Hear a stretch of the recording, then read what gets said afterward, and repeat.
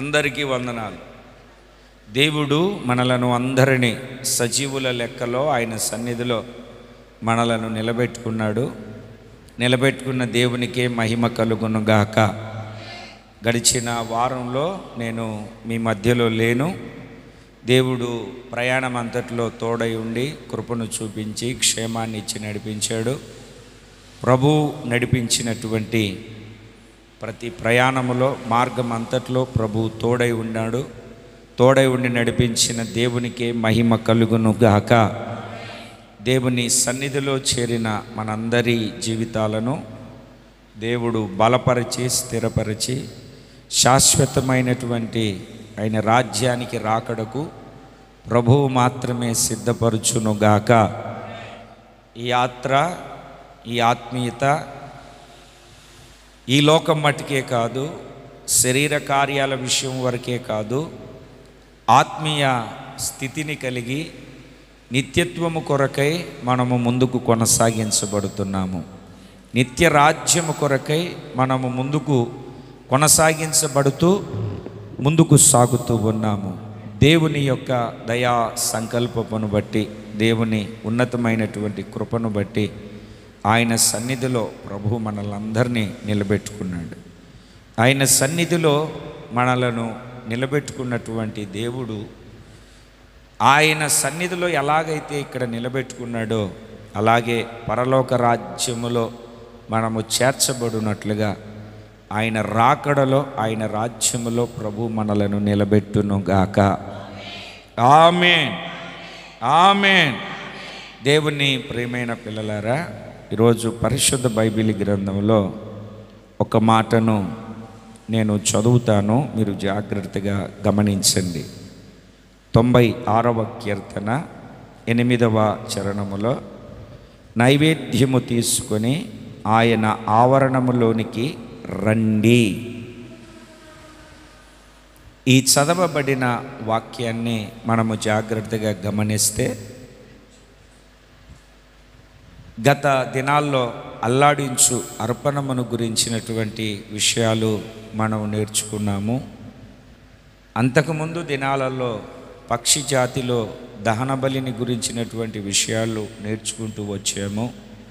అంతకుముందు ఆయన సన్నిధిలో పొట్టేలు ద్వారా ప్రాయశ్చిత్తము కలగజేసే అనుభవాలు నేర్చుకుంటూ ఒక్కొక్క వారం ఒక్కొక్క వాక్యం, ఒక్కొక్క రోజు ఒక్కొక్క ఆత్మీయ పాఠాలు మనము నేర్చుకుంటూ దేవుని సన్నిధిలో ముందుకు కొనసాగించబడుతూ ఉన్నాం. ఇప్పుడు మనం చదువుకున్న వాక్యము, నైవేద్యము తీసుకుని ఆయన ఆవరణములోనికి రండి. దేవుని యొక్క వాక్యపు లేఖనాలను మనము జాగ్రత్తగా గమనిస్తే యెషయా గ్రంథము 66వ అధ్యాయము 20వ వాక్యాన్ని మనము చదివినప్పుడు చక్కటి మాట ఆయన మనకు సెలవిస్తాడు. ఈ చదవబడుతూ ఉన్నటువంటి వాక్యాన్ని మనము గుర్తుపట్టాలి, గమనించాలి.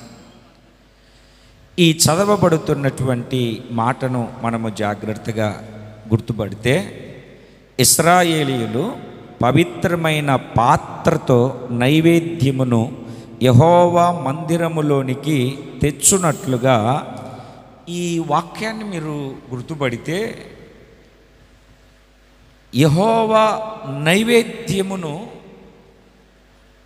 పవిత్రమైన పాత్రలో ఇశ్రాయేలీయులు నైవేద్యమును పవిత్రమైనటువంటి పాత్రలో తీసుకుని వస్తారు. ఈ నైవేద్యాన్ని తీసుకుని వస్తూ ఉన్నప్పుడు 5 రకాలైనటువంటి వస్తువులు తీసుకొని రావాలి. 5 రకాలైనటువంటి వస్తువులను తీసుకొని రావాలి. గోధుమ పిండి, నూనె, ధూపద్రవ్యములు, ఉప్పు. ఈ 4 లేదా 5 ద్రవ్యాలను తీసుకొని అవి పాత్రలో పెట్టుకొని రావాలి. పాత్రలో పెట్టుకొని వచ్చి దేవుని సన్నిధిలో నైవేద్యమును మనము అర్పించాలి. చూడండి, మీరు లేవియా కాండము 2వ అధ్యాయము, లేవియా కాండము 2వ అధ్యాయము మొదటి వాక్యాన్ని మీరు చదివితే, నైవేద్యము చేయనప్పుడు అతడు అర్పించున్నది గోధుమ పిండి, నూనె, సాంబ్రాణి. మీరు తర్వాత చివరి వాక్యాలలో మీరు చదివితే ఉప్పు అని కూడా మనము చదవగలుగుతాం. గోధుమ పిండి, నూనె, సాంబ్రాణి, ఉప్పు, వీటన్నిటినీ పాత్రలో తీసుకొని రావాలి. పాత్రలో తీసుకొని రావాలి, ఒక పాత్రలో తీసుకొని రావాలి. ఆ పాత్ర ఏమని చెప్తున్నాడు యెషయా ప్రవచన గ్రంథములో? ఇశ్రాయేలీయులు పవిత్రమైన పాత్రలో నైవేద్యమును తీసుకుని రావాలి. ఇశ్రాయేలీయులు పవిత్రమైన పాత్రను అంటే మన జీవితమే ఒక పాత్ర. ఒక పాత్ర. అననీయ, నీవు వెళ్ళి సౌలు అంటున్నటువంటి వ్యక్తికి ప్రార్థన చేయమన్నప్పుడు, అయ్యా ఇతడు సంఘాన్ని హింసించినవాడు, ఇక్కడ కూడా సంఘాన్ని హింసించడానికి పత్రాలు తీసుకోవడానికి వచ్చాడు ఇతను అని అంటే, ఆయన అంటాడు, ఆయన చెప్తాడు, ఆయన మాట్లాడతాడు. ఏమని చెప్తాడు అని అంటే, ఇతడు నేను వాడుకొను పాత్ర అయి ఉన్నాడు. రాబోతున్న దినాలలో నేను వాడుకొను పాత్ర అయి ఉన్నాడు. పాత్ర అని అన్నప్పుడు మన జీవితం, పాత్ర అని అన్నప్పుడు మన ఆత్మీయత. ఏ పాత్రలో నైవేద్యము తీసుకొని మనము దేవుని సన్నిధికి రావాలి? ఏ పాత్రలో నైవేద్యమును మనము ఉంచుకొని దేవుని సన్నిధానానికి రావాలి అని మనం దేవుని వాక్యాన్ని చదువుతున్నామంటే, పవిత్రమైన పాత్ర. ఈ పాత్ర పవిత్రమైన పాత్రగా ఎప్పుడు మార్చబడుతుంది అంటే, యేసు రక్తము ద్వారా కడగబడినప్పుడు ప్రతి పాపములలో నుండి దేవుడు విడిపించి మనలను పవిత్రులుగా చేస్తాడు. ఇంకా మనం వాక్యపు లోతుల్లోనికి వెళితే పరిశుద్ధాత్మ ద్వారా కడగబడి నీతిమంతులముగా మార్చబడతాం. ఇంకా వాక్యాన్ని మనము ధ్యానం చేస్తే ప్రార్థన వలన పవిత్రపరచబడుతుంది ప్రతిదీ అని దేవుని వాక్యాన్ని మనం చదువుతాం. ఎవరి జీవితంలో అయితే పాపములను ఒప్పుకొని విడిచిపెట్టి యేసయ్య రక్తం ద్వారా కడగబడతారో, ఎవరైతే దేవుని ఆత్మచేత నింపబడి నడిపించబడతారో, ఎవరైతే ప్రార్థన జీవితము కలిగి ఎడతెగని సమయమందు అసమయమందు సమయము దొరికినప్పుడంతా ప్రార్థనలు కలిగి జీవిస్తారో, వాళ్ళ జీవితం పవిత్రమైన పాత్రలుగా మార్చబడుతుంది. మందిరానికి రమ్మంటే ఆ సెల్ఫ్లో ఉన్నటువంటి బైబిల్ తీసుకొని ఆ బైబిల్ను ఇట్టా కొట్టి, అంటే వారానికి ఒకసారి కదా తీసి డస్ట్ బట్టి ఉంటుంది, అది తీసేసుకొని అర్జెంటుగా వచ్చేస్తాం. మన మూలవాక్యం ఏం చదివాము అని అంటే, నైవేద్యమును తీసుకొని ఆయన ఆవరణములోనికి రండి. నైవేద్యాన్ని తీసుకొని రావాలి. దేంట్లో తీసుకొని రావాలి అని అంటే, పవిత్రమైనటువంటి పాత్రలో తీసుకొని రావాలి. వినాలి జాగ్రత్తగా, పవిత్రమైన పాత్రలో తీసుకొని రావాలి. పాత్ర అని అంటే నీవే. నీలో ఈ 4 విధాలైన, ఈ 4 లేదా 5 విధాలైనటువంటి అనుభవాలు, ఈ 4 లేదా 5 విధాలైనటువంటి 4 విధాలైనటువంటి వస్తువులను మీరు తీసుకొని రావాలి దేవుని సన్నిధికి.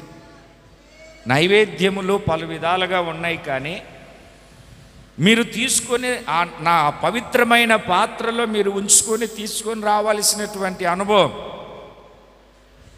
ఈ నైవేద్యము మనకు నేర్పుతూ ఉన్నటువంటి కొన్ని విషయాలు మీరు చూడండి. తర్వాత ఆ పాత్రలో ఉంచుకొని, అంటే నీవు పాత్ర, నీలో ఉండవలసినటువంటి ఆ 4 అనుభవాలను మనం నేర్చుకుందాం దేవుని వాక్యంలో.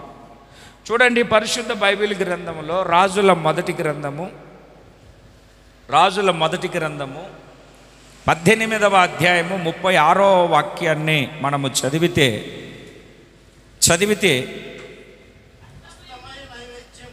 అస్తమయ నైవేద్యము అర్పించు సమయమున ప్రవక్తయగు ఏలియా దగ్గరకు వచ్చి ఇలాగు ప్రార్థన చేశాడు. చాలు. అస్తమయ నైవేద్యము అర్పించు సమయమున, అస్తమయ నైవేద్యము సమర్పించు సమయమున దగ్గరకు వచ్చి, అంటే బలిపీఠము దగ్గరకు వచ్చి అంటే దేవుని దగ్గరకు వచ్చి, దేవునికి సమీపించి, దేవుని మందిరమునకు వచ్చి, ప్రార్థన అనుభవమునకు దగ్గరకు వచ్చి ఇలాగూ ప్రార్థన చేశాడు. ఎప్పుడు ఆయన ప్రార్థన చేశాడు అని అంటే అస్తమయ సమయమున, నైవేద్యము అర్పించు సమయమున. అంటే నైవేద్య అనుభవం మనకు నేర్పుతూ ఉన్న పాఠము ప్రార్థనా జీవితము. అస్తమయము అని అంటే దినము ముగింపు, అస్తమయము అని అంటే రోజుకు ముగింపు, దినమునకు ముగింపు.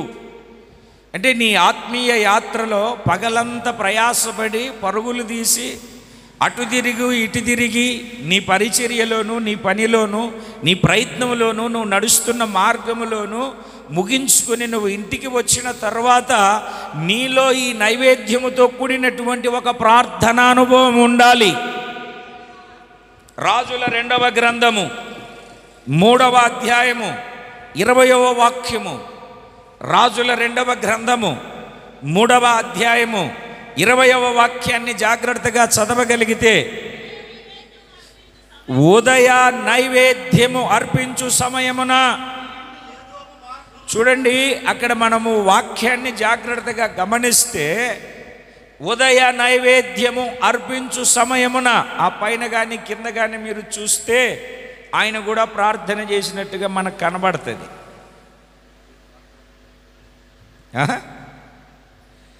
ఉదయ నైవేద్యము అర్పించు సమయమున మీరు బాగా గమనిస్తే దేవుని బిడ్డలారా, ఆ నైవేద్యము అర్పించు సమయమున శత్రువుల దగ్గర వీళ్ళు తవ్విన వీళ్ళ గోతుల దగ్గర శత్రువులకు నీళ్లు రక్తములాగా కనబడుతుంది. మీరు వాక్యాన్ని జాగ్రత్తగా గమనిస్తే ఉదయ నైవేద్యము అర్పించు సమయము, సాయంకాలము నైవేద్యము అర్పించు సమయము. అంటే మీరు గుర్తుపట్టాలి, నీ దిన ప్రారంభానికి ముందు, నీ దిన ముగింపు తర్వాత, ప్రారంభము ముగింపు ప్రార్థన నైవేద్యముతో సంబంధించినదై ఉండాలి. దేవునికి స్తోత్రం కలుగునుగాక. ఇంకొక మాటను కూడా మీరు చదువుతారు. యోవేలు గ్రంథం 2వ అధ్యాయము, యోవేలు గ్రంథము 2వ అధ్యాయము 14వ వాక్యాన్ని మీరు చదివితే,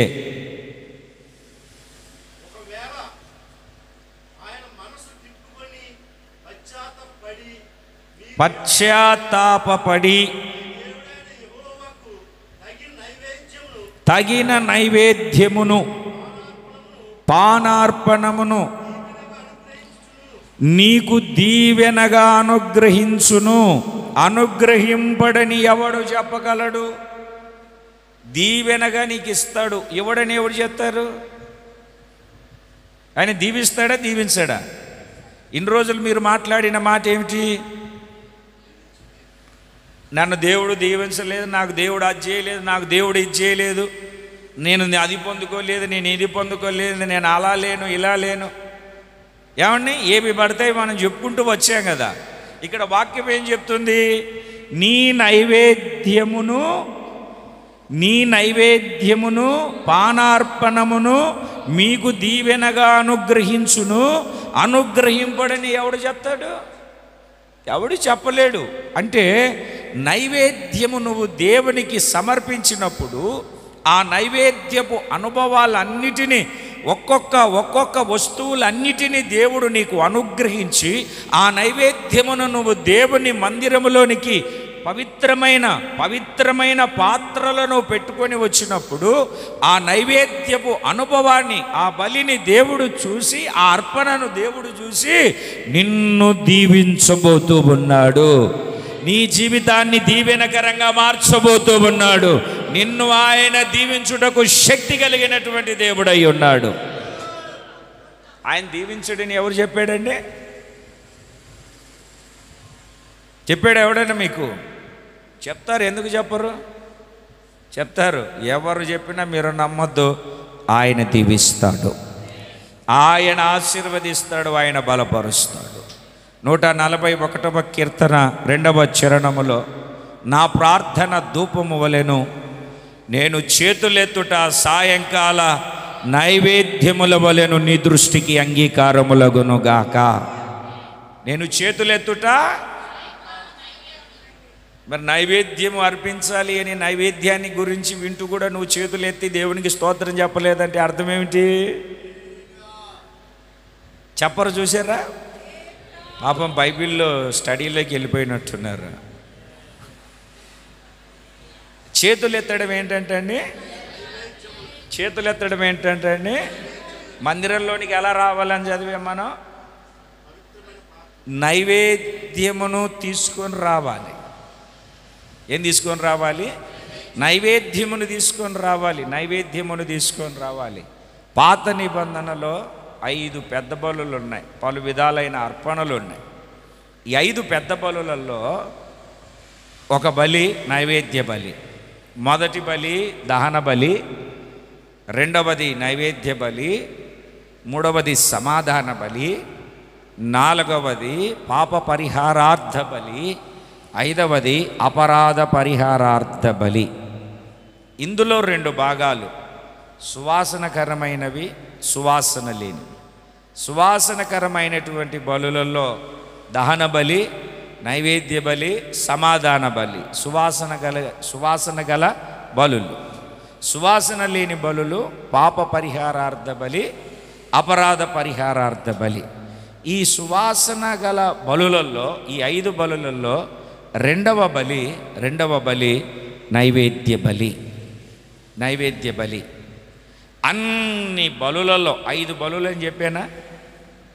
5 బలులు. ఈ 5 బలులలో 4 బలులలో రక్తం ఉంటుంది.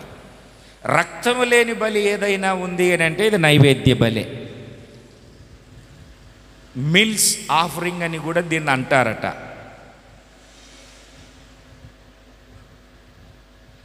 వెజిటేరియన్. రక్తం అనేది కనబడదు నైవేద్య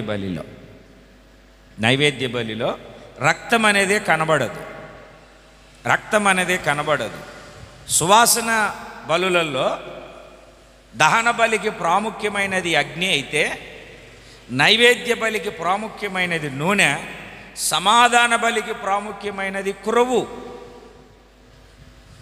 అపరాధ పరిహారార్థ బలికి, పాప పరిహారార్థ బలికి రక్తము, అపరాధ పరిహారార్థ బలికి క్షమాపణ. ఒక్కొక్క బలికి ఒక్కొక్క ప్రాధాన్యత ఉంది.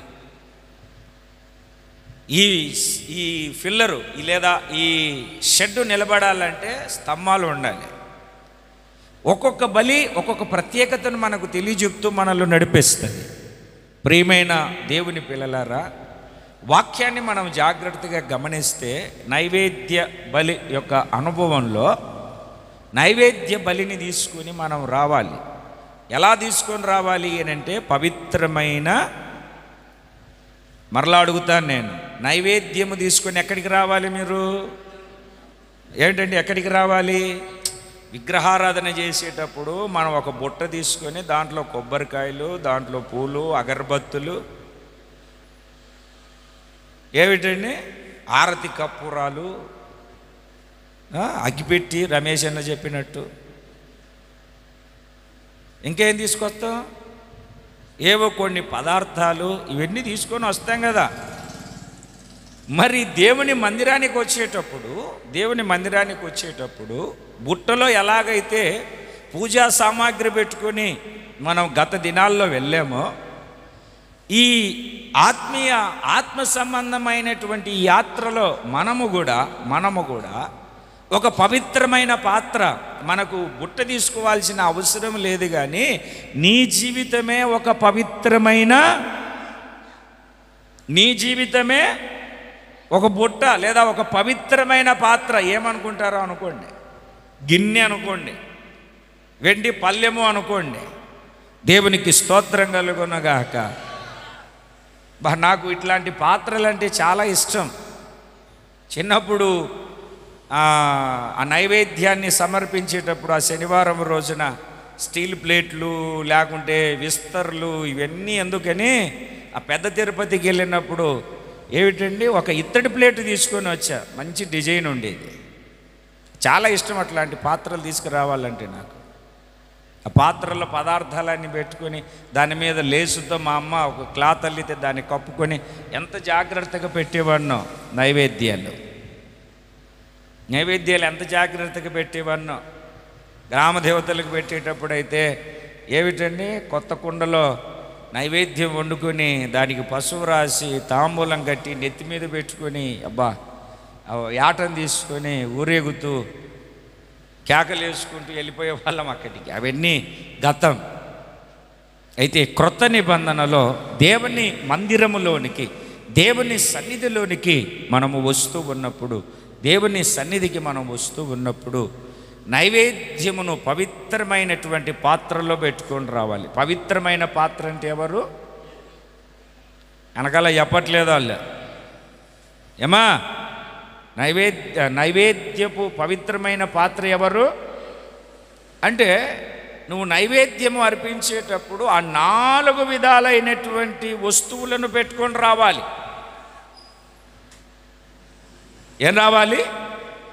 4 విధాలైనటువంటి వస్తువులను తీసుకొని రావాలి. మొట్టమొదటిది ఏ వస్తువు ఉండాలి, ఏముండాలి, ఏది ఉండాలి అని అంటే, మనం లేవియా కాండంలో చదివినట్టు గోధుమ పిండి, గోధుమ గింజలు కాదు, గోధుమ పిండి ఉండాలి. చెప్పండి నోరు తెరిచి. ఏముండాలండి? గోధుమ పిండి. ఆ పాత్రలో నైవేద్యమును తీసుకొని రమ్మన్నారు కదా. నైవేద్యానికి తీసుకొని వచ్చే వస్తువులలో ఏముండాలి అని అంటే గోధుమ పిండి ఉండాలి. గోధుమ పిండి ఉండాలి.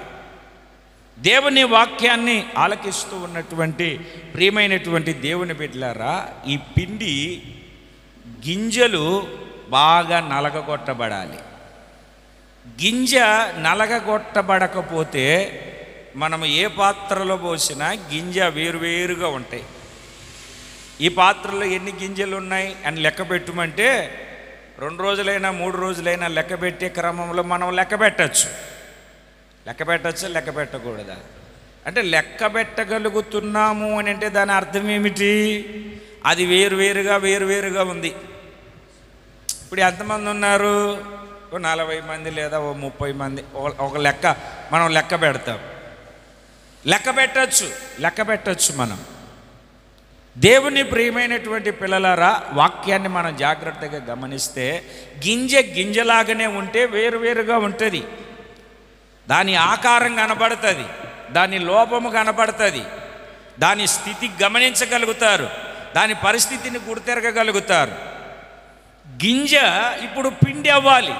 గింజ పిండి అవ్వాలి అని అంటే బాగా దంచబడాలి, లేదా తిరగటిలో బాగా విసరగలగాలి, విసిరివేయబడాలి. దంచబడాలి లేదా తిరగలిలో విసరాలి. తిరగలిలో గింజలు పోసి దాన్ని విసురుతూ ఉన్నప్పుడు ఆ గింజ మీద ఒక బరువాటి రాయి, పైన రాయి, కిందనున్న రాయి మధ్యలో ఇది బాగా నలగాలి. మీ జీవితంలో నైవేద్యపు యొక్క పదార్థాలలో మొదటిది గోధుమ పిండి ఉండాలి అని అంటే, ఆ గోధుమ పిండి మనకు నేర్పుతూ ఉన్నటువంటి పాఠం ఏమిటంటే, ఈ పిండి బాగా నలగగొట్టబడాలి. మెత్తని పిండి అని కూడా మనం చూస్తాము. పిండిని తిరగల్లో విసిరిన తర్వాత పిండి అయిపోతుంది. ఎంత విసిరినా ఏదో ఒక గింజ జారి బయటికి వచ్చేస్తుంది. అందుకు పిండి, మెత్తని పిండి కావాలంటే విసిరిన తర్వాత జల్లెల్లో పెట్టి జల్లిస్తారు, జల్లెల్లో పోసి జల్లిస్తారు. ఇప్పుడు బాగా తిరగల్లో విసిరారు కదా, దానికి ముందు రోట్లో దంచారు కదా, రోట్లో దంచిన తర్వాత ఇప్పుడు తిరగల్లో విసిరారు కదా, విసిరిన తర్వాత నన్ను ఎందుకు జల్లిస్తున్నారు అని అడగదు. అడిగితే అది పిండి అవ్వదు. అడిగితే మాట్లాడట్లేదు మీరు. అడిగితే అది పిండి అవ్వదు, పిండి అవ్వదు. ఈ తిరగల్లో విసరాలి, జల్లించాలి. దేవుని ప్రియమైనటువంటి పిల్లలారా, పిండి అయిన తర్వాత దాన్ని ముద్ద చేయాలి అని అంటే బాగా పిసకాలి. మీరు ఎప్పుడైనా రొట్టెలు చేసినప్పుడు, గోధుమ రొట్టెలు చేసినప్పుడు, జొన్న రొట్టెలు అయితే ఊరికి అలా పిసికితే సరిపోద్ది. గోధుమ రొట్టెలు చేయడానికి చాలా కష్టతరం. చాలా పిసికి పిసికి పిసికి వీలైతే దాన్ని కొట్టి, వీలైతే దాన్ని సాగదీసి చాలా విధాలుగా దాన్ని పిసుకుతారు. దేవుని పిల్లలారా, ఆ పిండి నలగొట్టబడాలి. అంటే మీరు వాక్యాన్ని జాగ్రత్తగా గమనించి జాగ్రత్తగా గుర్తుపడితే ఆ గోధుమ పిండి, ఆ పిండి యొక్క అనుభవం మనకు నేర్పుతూ ఉన్నటువంటి పాఠం ఏమిటంటే, మనము కూడా శ్రమల ద్వారా, ఇబ్బందుల ద్వారా, నిందల ద్వారా, అవమానాల ద్వారా కొట్టబడుతూ ఉన్నప్పుడు ఇది దేవుని చిత్తము అని తల వంచి అప్పగించుకోగలిగే జీవితం కలిగి నడిపించబడాలి. ఇది దేవుని చిత్తం, దేవుడు అంగీకరించాడు. శ్రమలు, నిందలు, అవమానాల ద్వారా మనము దంచబడుతూ ఉన్నప్పుడు నాకే ఎందుకు వచ్చాయి, అసలు నేను ఎంత భక్తి చేశాను, ఎన్ని కానుకలు ఇస్తున్నాను, ఎన్ని పాటలు పాడాను అని అనుకోకూడదు. అనుకుంటే అది పిండి అవ్వదు, అది గింజలాగానే ఉంటుంది. పిండి అయితేనే నైవేద్యపు అర్పణమునకు అంగీకరించబడతాది. దేవుడు అంగీకరించు అర్పణమునకు ఒక వస్తువుగా నీ జీవితం మార్చబడతాది. లేదు లేదు నాకు ఇలా జరిగింది నేనేంటి అనుకుంటే నువ్వు ఎప్పటికీ అలాగనే ఉంటావు. నేను అది చేస్తున్నాను, ఇది చేస్తున్నాను, నేను అలా ఉన్నాను, ఇలాగున్నాను, నేనేంటి అని నువ్వు అనుకున్నంతసేపు అలాగనే ఉంటావు, నువ్వైనా నేనైనా. ఎప్పుడైతే మనము దేవుని చిత్తానికి అప్పగించుకుంటామో, ఎప్పుడైతే మనము దేవుని చిత్తానికి మనలను మనము దేవునికి సమర్పించుకోగలుగుతామో, అప్పుడు మన జీవితము ఆశీర్వాదకరముగా మార్చబడుతుంది. ఇశ్రాయేలీయులకు ఐగుప్తు దేశంలో నుండి తెచ్చుకున్న ఆహారం అయిపోయింది. ఆకలి కదండి. అరణ్యంలో ఆహారం ఎక్కడ దొరుకుతుంది? ఎడారిలో, ఇసుకలో, లేకుంటే అడవిలో, అరణ్యంలో ఆహారం ఎక్కడ దొరుకుతుంది? అప్పుడు దేవుడు ఆకాశంలో నుండి మన్నాను కురిపించాడు. దాని గురించి ఏమని రాసిందో తెలుసా అండి? అపూపముగా ఉండేది. దాని లాంటి టేస్ట్, అద్భుతమైనటువంటి టేస్ట్. వాళ్ళు మన్నాను రోజు పొద్దున్నే వెళ్ళాలి. మీ ఇంట్లో 4 ఉన్నారనుకోండి, 4 ఓమేరులు మాత్రమే ముంచుకొని ఒక పాత్రలో పోసుకొని తెచ్చుకోవాలి. 5 తెచ్చుకుంటే కుళ్ళిపోతుంది. 4 తెచ్చుకోవాలి. ఎప్పటికప్పుడు ఫ్రెష్గా తెచ్చుకోవాలి. తెచ్చుకున్న తర్వాత ఏం చేయాలో తెలుసండి? దాన్ని తినాలి అని అంటే రోట దంచుకోవాలి, లేకపోతే తిరగల్లో విసరాలి. వీళ్ళు రోజు ఆకాశంలో నుండి దేవదూతల ఆహారం, దేవదూతలు భుజించే మన్నా, ఆకాశ ధాన్యాన్ని దేవుడు కుమ్మరించి తెచ్చుకొని రెడీ చేసుకొని తినండిరా బాబు అని అంటే వీళ్ళు తిని తిని తిని కొద్ది రోజులకి నోరు సప్పబడిపోయిందంట. నోరు సప్పబడిపోయింది.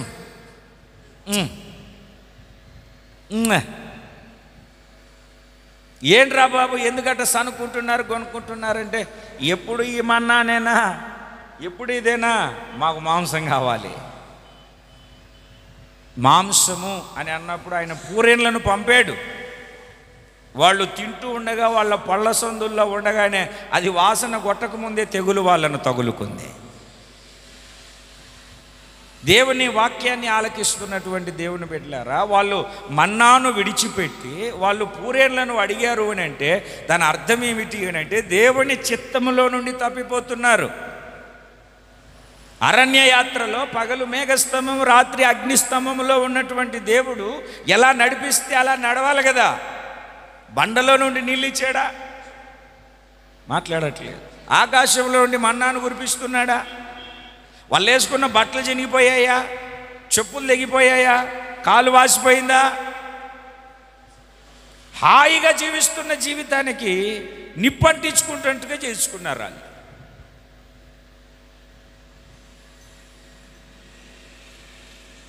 మాంసాన్ని పూరేళ్లను అడిగారు అని అంటే వాళ్లకు శరీర క్రియలు ఇంకా చావలేదు.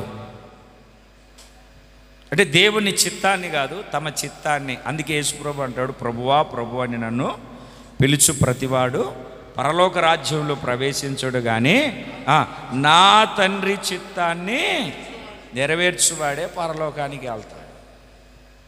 దేవుడు నడిపిస్తూ ఉన్నటువంటి యాత్రలో, ఉన్నతమైనటువంటి ఉపదేశములో సర్వ సత్యపు వాక్యము బోధిస్తూ ఉండగా మాకు ఇంకా అద్భుతాలు కావాలి, స్వస్థతలు కావాలి అన్నటువంటి వాళ్ళు లేకపోలేదు. దేవుని చిత్తాన్ని వైదొలిగి ఆయన అంటాడు, నీ నామంలో దయ్యాలు ఎల్లగొట్టామయ్యా, ప్రవచనాలు చెప్పామయ్యా నీ నామంలో, స్వస్థతలు చేసామయ్యా నీ నామంలో. అంటే నువ్వెవడో తెలియదురా బాబు అంటాడు. స్వస్థతలు చేసే వాళ్ళను, ప్రవచనాలు చెప్పే వాళ్ళను, దయ్యాలను ఎల్లగొట్టే వాళ్ళనే దేవుడు ఏమంటున్నాడు, నువ్వెవరో అంటే క్రమము లేని సేవ. మనకు క్రమము కలిగిన సేవ కావాలి. అదే దేవుని చిత్తానుసారమైనటువంటి సేవ కలిగి నడిపించబడాలి. దేవుడు అద్భుతం చేయాలనుకున్నప్పుడు ఇక్కడున్నా చేస్తాడు, పాలకొల్లు వెళ్ళినా చేస్తాడు, గుంటూరు వెళ్ళినా చేస్తాడు, విజయవాడ వెళ్ళినా చేస్తాడు, రాజమండ్రి వెళ్ళినా, ల్యాండ్ ఏదైనా సరే ఆయన చెయ్యాలనుకున్నప్పుడు ఖచ్చితంగా ఏనా చేస్తాడా చేయడా? ఖచ్చితంగా చేస్తాడు ఆయన. కాకపోతే మనం దేవుని చిత్తంలో నిలబడాలి. పాట పాడొకటి, ఎన్ని తలచినా ఏది అడిగినా జరిగి ఆ చిత్తం నెరవేర్చబడేంత వరకు దాక్కుని ఉండాలి అన్నటువంటి ఓపిక, ఓర్పు ఉండదు మనలో. ఆ గింజను తిరగల్లో వేసి ఇసురుతూ ఉంటే ఆ గింజ పగిలిపోతూ ఉంటే పగిలిపోయి ఏమిటండి, ఇప్పుడు పిరికిడి గింజలు తీసుకుని తిరగల్లో వేసి తిప్పినప్పుడు పిరికిడి గింజలు లెక్క పెట్టాలంటే బాగానే ఉంటుంది. ఇసిరిన తర్వాత లెక్కబెట్టు, ఇది పలాని గింజ అని చెప్పు అంటే ఎంత కలిసిపోతుందో చూడండి, ఎంత ఐక్యత మా భావాన్ని తెలియజెప్తుందో చూడండి. తెల్లగా పిండి, గోధుమ పిండి, దేవునికి స్తోత్రం కలుగునుగాక. ఒక రూతులాగా ఎంత అతుక్కుపోయిందో చూడండి అత్తను. ఆమెమో అబ్బా అత్త నీలాంటి అత్తలు ఉంటే దేశానికి ఆదర్శవంతులుగా ఉంటారని ముద్దు పెట్టేసి వెళ్ళిపోయింది. ఓర్పు లేని ఓర్పు అనుకుంటా, ఓర్పు సహనం లేదు, అందుకే ముద్దు పెట్టేసి వెళ్ళిపోయింది. రూతు హత్తుకుంది, నీ దేవుడే, నీ జనమే, నువ్వెక్కడుంటావో, నువ్వెక్కడ చేస్తావో, మరణము తప్ప మనలను ఏది వేరు చేయకూడదు. ఈ పిల్ల నన్ను విడిచిపెట్టేటట్టుగా లేదు అని తీసుకెళ్ళిపోయింది. చరిత్రను మనం చదివితే పరిశుద్ధ బైబిల్ గ్రంథంలో స్త్రీల పేరు మీద రాయబడిన 2 గ్రంథాల్లో ఉంటే మొదటి గ్రంథం రూతు గ్రంథం మనకు కనబడుతుంది. అంత మాత్రమే కాదు, ఇశ్రాయేలీయుల వంశావళిలో చేర్చబడి యేసు ప్రభు వంశావళిలో ఒక స్త్రీగా ఆమె కనబడుతుంది మనకు. యేసు ప్రభు వంశావళిని చెప్పేటప్పుడు కొందరిని పురుషులను చెబుతూ ఉన్న క్రమములో ఈమెను గురించి కూడా చెప్తాడు. తామారు, రహాబు, రూతు అని కొంతమంది స్త్రీలను చెప్పేటప్పుడు రూతును గురించి కూడా మనం చెప్పగలుగుతాం. దేవుని లేఖనాలను వాళ్ళకిస్తున్నటువంటి దేవుని బిడ్డలారా, వాక్యాన్ని మనము జాగ్రత్తగా గమనించాలి. మనము దేవుని చిత్తానికి, ఆ శ్రమల జీవితానికి, ఆత్మ సంబంధమైన ఆత్మీయతకు ఎప్పుడైతే మనము అప్పగించుకోగలుగుతామో, ఒక అర్పణలాగా దేవునికి అప్పగించుకోగలుగుతామో మన జీవితం ఆశీర్వాదకరంగా మార్చబడుతుంది. ఒక మోసేలాగా పుట్టిన 3 నెలల నుండి ఫరో యొక్క కుమార్తె యొక్క కుమారుడిగా పెంచబడ్డాడు. రాజరికపు భోగాలు అనుభవించాడు. ఒక ఉన్నతమైనటువంటి స్థితిలో ఉన్నాడు. మంచి హోదా, పదవి, అధికారం, ఆధిపత్యం అన్ని కలిగి జీవించాడు. సకల విద్యలో ప్రావీణ్యత కలిగినటువంటి వాడు. యుద్ధానికి వెళ్ళినా జయిస్తాడు.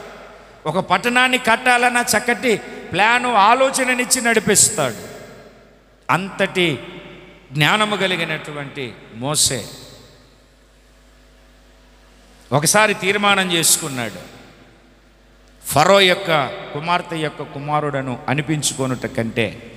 చూడండి, హెబ్రీ పత్రిక 11వ అధ్యాయము 24, 25, 26, 27 వాక్యాల్లో ఉంటుంది. చదవండి మీరు. హెబ్రీ పత్రిక 11వ అధ్యాయము వాక్యం 23 కిందికి చదువు. 24 పెద్దవాడైనప్పుడు విశ్వాసమును బట్టి ఐగుప్తు ధనము కంటే క్రీస్తు విషయమైన నింద గొప్ప భాగ్యమని ఎంచుకొని అల్పకాల పాప భోగములను అనుభవించుట కంటే దేవుని ప్రజలతో శ్రమ అనుభవించుట మేలని ఎంచుకొని ఫరో కుమార్తె యొక్క కుమారుడను అనిపించుకొనుట కంటే ఒప్పుకోలేదు. నేను ఫరో కుమార్తెగా ఉన్నను, ఒప్పుకోలేదు. ఐగుప్తు ధనము కంటే క్రీస్తు విషయమైన నింద గొప్ప భాగ్యము. అల్పకాల పాప భోగములను అనుభవించుట కంటే దేవుని ప్రజలతో శ్రమ అనుభవించుట మేలు. నేను అక్కడికి వెళ్తే ఏం కలిసి వచ్చింది? ప్రార్థనకి వెళ్తే ఏమొస్తుంది? శనివారం వెళ్తే దోమలు కుడతాయి కదా. శనివారం వెళ్తే దోమలు కుడతాయి కదా. అక్కడ మోసే అట్లా అనుకోలే. నా సంఘంలో నా విశ్వాసులకి, నా సేవకుడికి దోమలు కొడితే నాకు కుట్టుట కూడా, అబ్బో దోమలు కొడితే కందిపోతావు, ఎర్రగైపోతావు. ఉండేది అంత ఎర్రగా. మరి అర్థమైందా అండి? ఏమనుకున్నాడట? ఐగుప్తు ధనము కంటే క్రీస్తు విషయమైన నింద గొప్ప భాగ్యం. అల్పకాల పాపభోగములను అనుభవించుట కంటే దేవుని ప్రజలతో శ్రమ అబ్బా, ఐగుప్తు సింహాసనాన్నే, ధనమునే, రాజరికపు వారసత్వాన్నే విడిచిపెట్టి నిందలు అనుభవించడానికి వచ్చాడండి మోసే. శ్రమలు, దేవుని ప్రజలతో కలిసి నేను కూడా శ్రమలు అనుభవిస్తానని చెప్పేసి దేవుని యొక్క పని కొరకు వచ్చాడండి. ఇక్కడ మందిరం ఎప్పుడు, ఏ సంవత్సరం కట్టింది? 2026. మందిరం ఎప్పుడు కట్టారు తెలియదా మీకు? యానివర్సిటీ చేసుకుంటే గుర్తుండేది, సంవత్సరం. మనకు అట్లాంటివి ఉండవు కదా, అందుకే గుర్తుండదు. మనకు ఏ సంవత్సరం కట్టింది ఇక్కడ మందిరం? 2021. అప్పటి నుండి ఇప్పటి వరకు చూస్తున్నాను. ఎవరన్నా వచ్చి ఒక రోజన్నా మందిరంలో పడుకుంటారంటే పడుకుడు. ఎందుకంటే పరుపుకు అలవాటు అయిపోయింది మన బాడీ. అట్లా ఊగాలి. ఇలాగంటే దోమలు పొడుస్తాయి కదండి. దేవుని ప్రజలతో చూడండి ఎట్లా నలగొట్టబడుతున్నాడు. పిండి ఊరికినే రాదు, ఆశీర్వాదం ఊరికినే రాదు, పవిత్రత పరిశుద్ధత ఊరికినే రాదు. దేవునికి స్తోత్రం కలుగునుగాక. ఏసీ హాల్లో చేతులెత్తి చెమట పట్టకుండా హాయిగా ఆనందంగా దేవునికి స్తోత్రం అని చెప్పేసి వచ్చేది పెద్ద భాగ్యం, గొప్ప భాగ్యం కాదు. శ్రమను అనుభవించాలి, శ్రమను పొందుకోవాలి. దేవుని పరిశుద్ధ నామానికి స్తోత్రం కలుగునుగాక. నాకు కూడా దేవుని మహాకృపను బట్టి ఏ పూటకి ఆ పూట ఏమిటండి కదలకుండా తిని కూర్చోవడానికి ఏమిటండి మీరు సమృద్ధిగా నాకు ఇస్తారు, మీకు కలిగిన దాంట్లోనే. నేను కాదనట్లేదు. ఎందుకు అక్కడికి వెళ్ళి ఇక్కడికి వెళ్ళి ఆ మీటింగ్లని ఈ మీటింగ్లని ఎందుకు ప్రయాసపడుతున్నాము అని అంటే దేవుని చిత్తములో మనం ఉండాలి. ఎన్ని శ్రమలు, ఎన్ని నిందలు, ఎన్ని వాళ్ళు నన్ను ఇట్లా అన్నారు అంటే ఏమన్నా ముక్కుపోయామా? ఏమయ్యా ఏ అని నేను గద్దించాను అనుకో, నువ్వేమన్నా ముక్కపోతావు రమేష్ అన్న? ఏమన్నా ముక్కపోతావా? ఏం ముక్కపోగా ఎవరేమనుకుంటే నీకేంటి? నువ్వు ప్రభు కోసం జీవిస్తున్నావు, ప్రభు కోసం బ్రతకాలి. వాళ్ళు ఏమన్నా అనుకుంటారేమో, వాళ్ళు ఏమన్నా అనుకుంటారని బాధపడుతున్నావు తప్ప ప్రభు ఏమంటాడో అన్న బాధ. బాగా వినండి దేవుని ప్రియులారా, మనము నైవేద్యము తీసుకొని దేవుని మందిరానికి వచ్చే క్రమములో గోధుమ పిండి మనకు నేర్పుతూ ఉన్నటువంటి ఆశ్చర్యమైనటువంటి పాఠము ఏమిటి అని అంటే ఒక శ్రమలు కలిగినటువంటి అనుభవంలో నడిపించబడాలి. ఇన్ని శ్రమలు పొందాడా? 40 సంవత్సరాలు రాజభోగాన్ని అనుభవించాడా? 40 సంవత్సరాలు అరణ్యములో దిక్కుమక్కు లేని వ్యక్తిలాగా తన ప్రావీణ్యతను, తాను చదువుకున్న చదువును, తన విద్యను అన్నిటిని మర్చిపోయి నాలుక మాంద్యము గలవాడిగా మార్చబడ్డాడు. నేను బొంబాయిలో పుట్టాను, బాంబేలో పుట్టాను. నాకు హిందీ, మరాఠీ, దానికి తోడుగా కాస్త ఇంగ్లీషు అనర్గళంగా వచ్చేది. అసలు తెలుగు వచ్చేదే కాదు. తర్వాత కొన్ని సంవత్సరాలకు మా అమ్మ రాయలసీమకు తీసుకొచ్చింది. ఇప్పుడు హిందీ రాదు, మరాఠీ రాదు, ఇంగ్లీష్ రాదు, తెలుగు కూడా సరిగ్గా రాదు. ఎందుకు రాదు అని అంటే పెరిగిన వాతావరణం అటువంటిది. రాదు. ఇక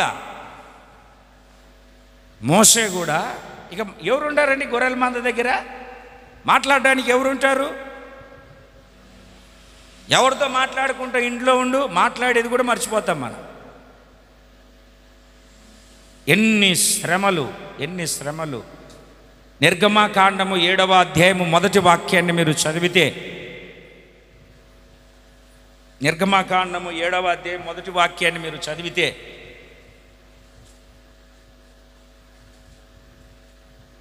అంతసేపు ఆలోచన చేయాలా తెరిచిన తర్వాత.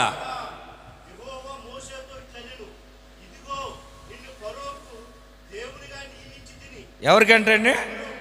ఫరోకి దేవునిగా నియమించాడంట మోషేను.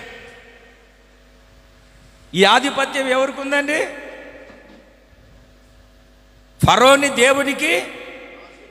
ఫరోకు దేవునిగా మోషేను నియమించాడు.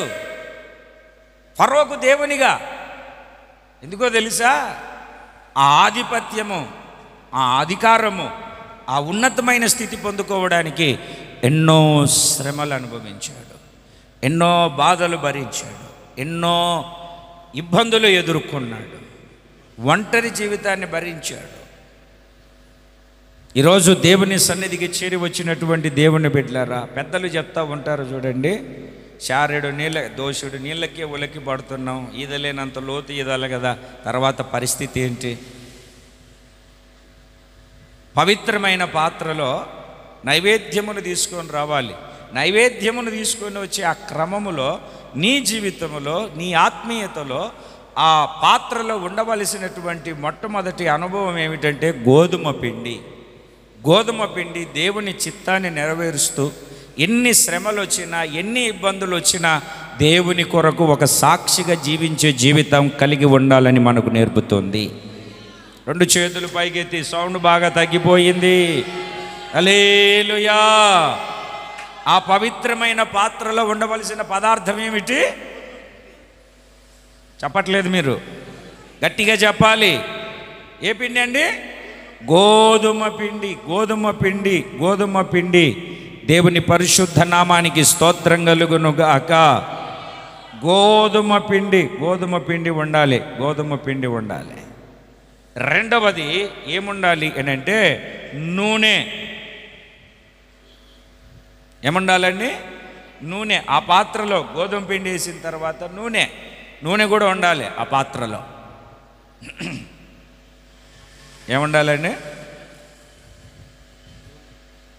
ఏముండాలన్నా? ఇప్పుడు ఒక 3 కూరలు వండి పెరుగు తీసుకొని, పెరుగు పచ్చడి తీసుకొని ఒకే టిఫిన్లో తీసుకొని రావాలంటే ఎలా తీసుకొస్తారు? ముందు అన్నం వేసి లేదా పలావ్ వేసి ఇంకొక గిన్నె తీసుకొని దాంట్లో పలావ్, ఇంకొక గిన్నె తీసుకొని దాంట్లో అన్నం పెట్టి ఇంకొక చిన్న గిన్నె తీసుకొని దాంట్లో కూర వేసి అట్లా దేరా అన్ని కలుపుకొని తీసుకొని వస్తారా? మాట్లాడట్లేదు మీరు, అవునా కాదండి? చూడండి, తీసుకొని వచ్చే విధానం కూడా చాలా జాగ్రత్తగా ఉండాలి. వాక్యాన్ని మనం జాగ్రత్తగా గమనిస్తే దేవుని బిడ్డలారా, నూనె తీసుకొని రావాలి అదే పాత్రలో. నూనె దేనికి సాదృశ్యంగా మనకు కనబడుతుంది అంటే పరిశుద్ధాత్మాభిషేకానికి, ఆత్మ నింపుదలకు. వాళ్ళ జీవితంలో నూనె లేకనే పెళ్లి కుమారునితో కూడా గదిలోనికి వెళ్ళలేదు. ఎందుకంటే 10 మంది దివిటీలు పట్టుకొని వెళ్ళారు పెళ్లి కుమారుని ఎదుర్కోవడానికి. అందరూ కునికి నిద్రపోయారు, కొంతమంది కునుకుతున్నారు. మరి రాత్రంతా నిద్ర ఉందో లేదో, నేను పడుకునేసరికి 4 అయిపోయింది. కునికి మీలాగే, మీరు అందరు కాదలే, కొందరు కునికారు కదండి, వాళ్ళు కూడా అందరూ కునికారు. మీరు నయం, చాలా సంతోషం. అందరు నిద్రపోతే నేను ఎవరికి చెప్పుకోవాలి? మీలో కొంతమందే కొనుక్కుతున్నారు, అందరు కాదు. దేవునికి స్తోత్రం కలుగు. అందరూ నిద్రపోయారు వాళ్ళు. ఇదిగో పెళ్లి కుమారుడు వస్తున్నాడని శబ్దం వచ్చింది. శబ్దం వచ్చేసరికి అందరూ ఉలిక్కిపడి లేచారు. లేచేసరికి అందరి దివిటీలు ఏమైపోతున్నాయంటే ఆరిపోతున్నాయి. 5 మంది దగ్గర వాళ్ళు బుద్ధి గలవారని రాసింది. నూనె ఉంది, ఆ నూనెతో దివిటీని బాగు చేసుకుంటున్నారు, ప్రకాశింపజేసుకుంటున్నారు. ఈ బుద్ధి లేని వాళ్ళు ఉన్నారు కదండి, వీళ్ళకి ఒకటే పని, నాలాగా వాళ్ళను ఉప్పు అడగడం, వీళ్ళను పసుపు అడగడం, వాళ్ళను అప్పు అడగడం, అడిగి బాగా అలవాటు అయిపోయినట్టుంది. అక్కడికి వెళ్ళిన తర్వాత నూనెను కూడా అడుక్కుంటున్నారు.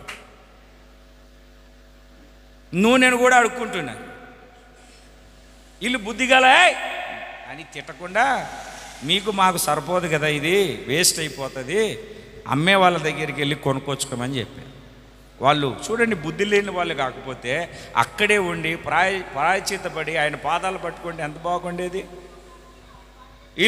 వీళ్ళు అమ్మే వాళ్ళ దగ్గరకు కొనుక్కోవడానికి వెళ్ళారు. ఈ లోపల పెళ్లి కుమారుడు వచ్చాడు. వచ్చిన వెంటనే ఈ దివిటీలను బాగు చేసుకున్న వాళ్ళు ఆయనతో కూడా వెళ్ళారు. సిద్ధెల్లో నూనెను తీసుకుని వెళ్ళారు.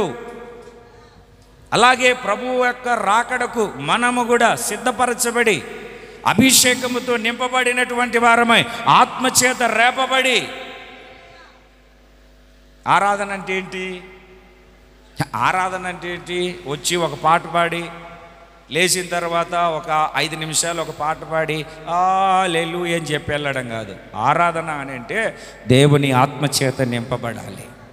లేచి నిలబడినప్పుడు దొంగకోళ్ళు పట్టుకున్నట్టుగా ఎవరేం చేస్తున్నారు, ఎవరు ఎలాగున్నారు కాదు, కళ్ళు మూసుకొని ఆత్మతో దేవుని సేవకుడితో నడిపిస్తూ ఉన్నటువంటి వాళ్లతో ఏకీభవించి నీ ఆత్మ వాళ్ళతో పెనవేసుకుని దేవుని యొక్క ఆత్మచేత నింపబడి అన్య భాషలతో దేవుని ఆరాధించే ఒక అనుభవము కలిగి ఉండునట్లుగా దేవునిలో నువ్వు ఆత్మచేత నింపబడి హర్షించగలగాలి. అట్టి అనుభవం, అట్టి ఆత్మీయత, అట్టి ఆత్మ సంబంధమైన స్థితి కలిగి నువ్వు ఆత్మచేత నింపబడి నడిపించబడాలి. 2 చేతులు పైకెత్తి గట్టిగా దేవునికి స్తోత్రం చెబుదాం, బిగ్గరగా చెబుదాం. ఏదో వచ్చాము వెళ్ళాము కూర్చున్నాము అన్నట్టుగా కాకుండా హర్షధ్వనులతో దేవుణ్ణి ఆరాధించే అనుభవం కావాలి. దేవునికి స్తోత్రం కలుగును గాక. 30 నిమిషాలు 40 నిమిషాలు ఆరాధన, మనమేమో పావు గంటకి ఆరాధన అనేసరికి నీరసించిపోయి కూర్చుని కుప్పకూలిపోతూ ఉన్నాం. ఎప్పుడు ఆరాధన చేయగలుగుతాం? ఎప్పుడు ఆ దివిటీ కొరకు సిద్ధంలో నూనెను సిద్ధం చేసుకొని నీ వెలుగును, నీ దివిటీని వెలిగించుకోగలుగుతావు. దేవునికి స్తోత్రం కలుగును గాక. తెసలోనికైలకు రాసిన మొదటి పత్రిక 5వ అధ్యాయము 19వ వాక్యం. తెసలోనికైలకు రాసిన మొదటి పత్రిక 5వ అధ్యాయము 19వ వాక్యం. ఆత్మను ఆర్పకుడి. ఆత్మను, గట్టిగా చెప్పండి ఆ మాటను. ఏం చేయాలి? ఆర్పకుండా. వాళ్ళ దివిటీలు ఆరిపోతుంటే ఆరిపోమ్మని చూసారా? బుద్ధున్న వాళ్ళు కానీ బుద్ధి లేని వాళ్ళు కానీ, బుద్ధున్న వాళ్ళు నూనె ఉంది గనక వెలిగించుకొని పెళ్లి కుమారుడితో వెళ్ళారు. బుద్ధి లేని వాళ్ళ దగ్గర నూనె లేదు గనక వెళ్ళి కొనుక్కొని వచ్చుకున్నారు. వాళ్ళు నూనె వద్దనుకున్నారా? వెళ్ళేటప్పుడు తీసుకెళ్ళలేదు, కానీ కొనుక్కోవడానికి వెళ్ళారు. పెళ్లి కుమారుడు వచ్చాడు, వెళ్ళిపోయాడు. నూనె కావాలి, దీపం వెలగాలి, దీపం ప్రకాశించాలి, దీపము ఆరిపోకూడదు. వాళ్ళు ఎందుకు పెళ్లి కుమారుడితో కూడా గదిలోనికి వెళ్ళలేదు అని అంటే వాళ్ళ దివిటీలు ఏమైపోతున్నాయి? ఆరిపోతున్నాయి. ఆత్మను ఆర్పొద్దు, ఆత్మను వెలిగించాలి, ఆత్మను ప్రకాశింపజేయాలి, ఆత్మను అంతకంతకు అంతకంతకు అంతకంతకు ప్రకాశింపజేసుకోవాలి, తేజరిల్ల చేసుకోవాలి. దేవుని పరిశుద్ధ నామమునకు స్తోత్రం కలుగునుగాక. మనము పరిశుద్ధాత్మని ద్వారా దేవునికి ప్రీతికరమైనటువంటి అర్పణలుగా మార్చబడ్డాము. పరిశుద్ధాత్మని ద్వారానే మనము దేవునికి ప్రీతికరమైన అర్పణలుగా మార్చబడతాం. చదవండి మీరు రోమాపత్రిక 15వ అధ్యాయము 15వ వాక్యం.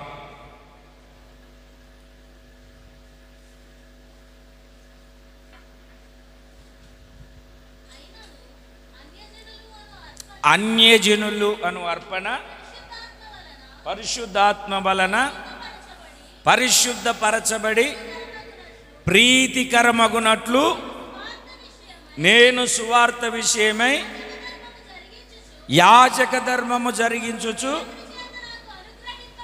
అనుగ్రహింపబడిన కృపను బట్టి అన్యజనుల నిమిత్తము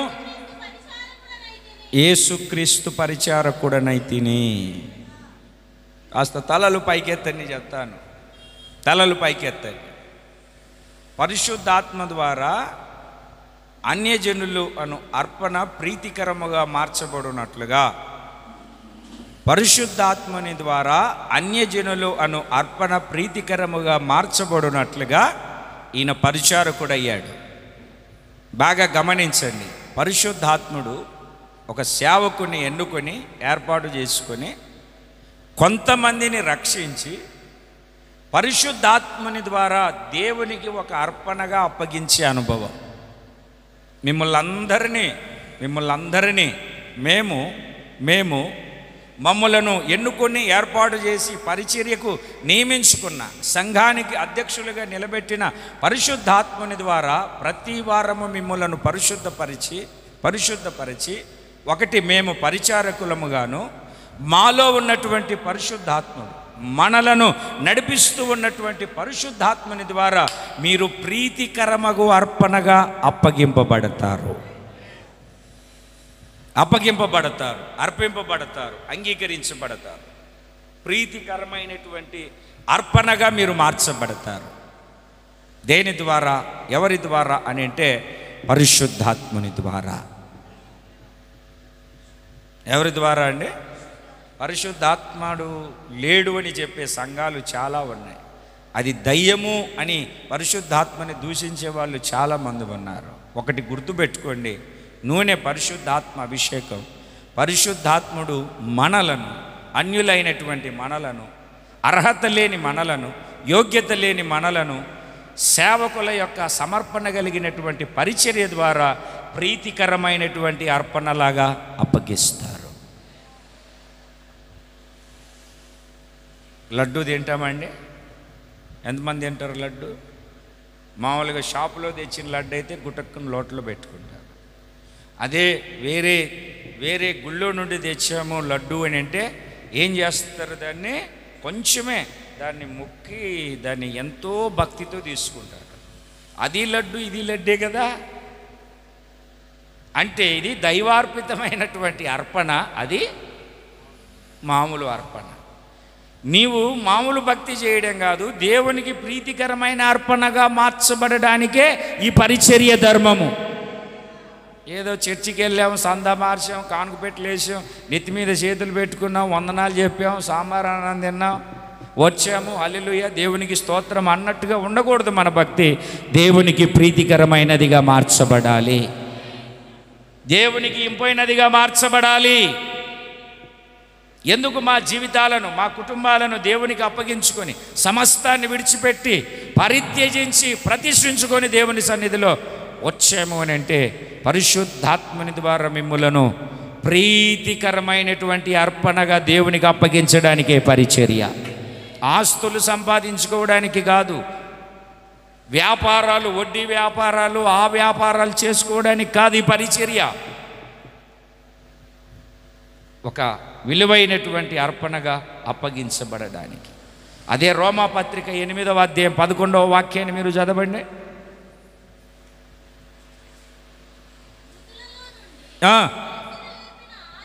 మృతులలో నుండి యేసును లేపిన ఆత్మ మీలో నివసించిన ఎడల,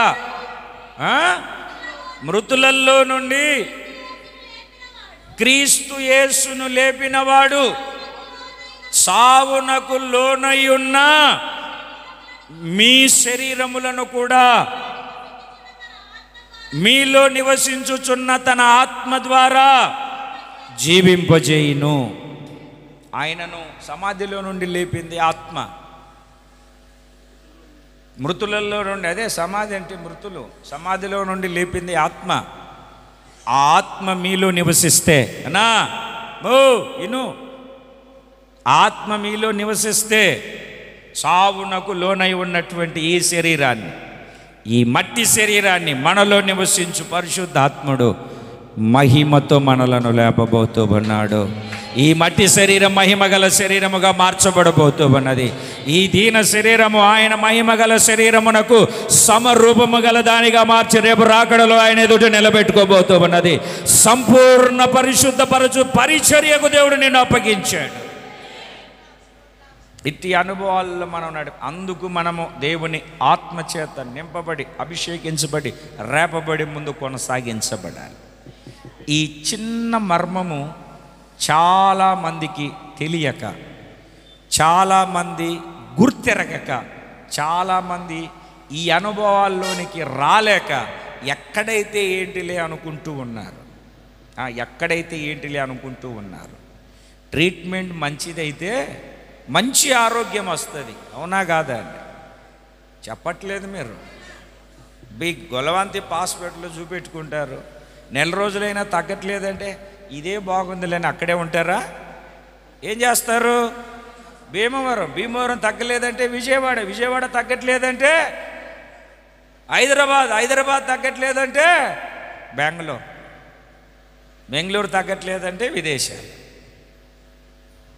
దేవుని ప్రియమైన పిల్లలారా, పరిశుద్ధపరచబడు పరిశుద్ధాత్మని ద్వారా దేవునికి ప్రీతికరమైన అర్పణగా మార్చబడాలి. 2 చేతులు పైకి ఎత్తి గట్టిగా దేవుడిని స్తోత్రాలు చెప్పండి. నాకు లడ్డే ఇక్కడ పంచినప్పుడు గుట్టుమని 4 మింగేసి పంచేస్తాం కదా, అదే ఎక్కడో నుండి తెచ్చిన ప్రసాదం అంటే చాలామంది ఏం చేస్తున్నారు, దాన్ని కొంచెమే, దానికి దీనికి తేడా ఏంటి అని అంటే అది అర్పించబడింది అని మనం ఆలోచన. అది చేయమని చెప్పట్లేదు నేను మీకు. దేవునికి స్తోత్రం కలుగును గాక. చెప్పాలి 2 చేతులు పైకి ఎత్తి.